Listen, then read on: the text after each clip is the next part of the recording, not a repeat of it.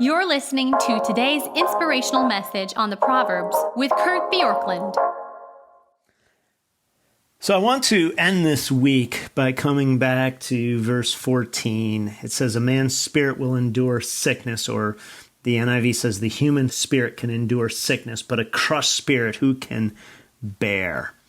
And this is one of those verses that stands out in all of Proverbs, because as Derek Kidner says, when we're short of outward resources, life is hard, but when we're short of inward resources, it's unsupportable. And when we're talking here about the idea of security, what we need to understand is that both emotional and physical health are important.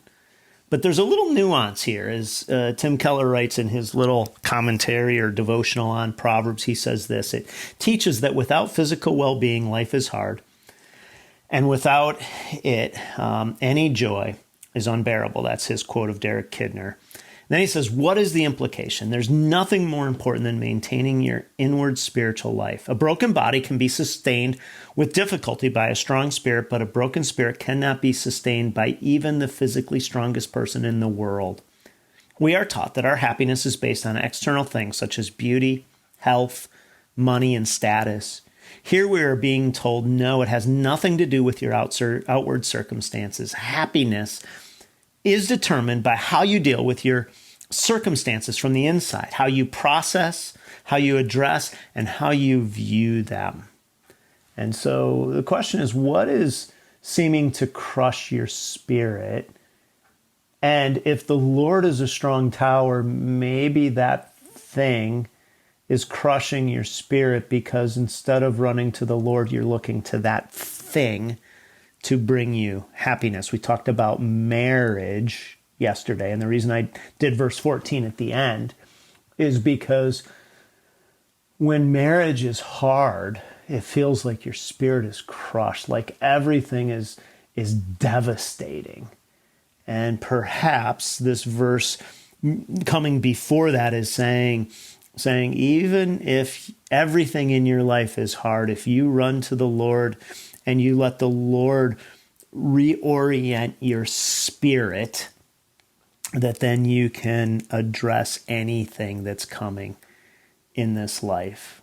Tim Keller's prayer in his little devotional for this day says, Lord, I blame my circumstances for my unhappiness, and that makes me secretly resentful toward you.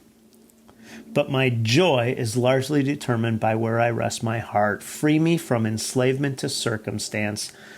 Let me rest my hope and heart in you. I love that. Free me, basically, from enslavement to circumstance.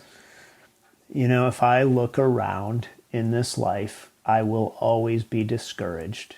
But when I look up, I sense the security and the power of God. And Proverbs 18 is painting a picture of saying, don't let your security be in something that is so tentative, instead of in the things that have the most eternal significance.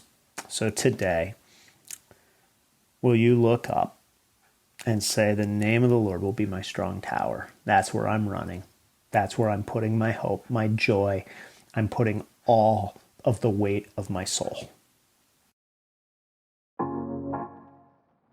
Thanks for joining us here today. There's a lot of great content to explore on Orchard Hill Plus and on the Orchard Hill main feed from the weekend. Have a great day.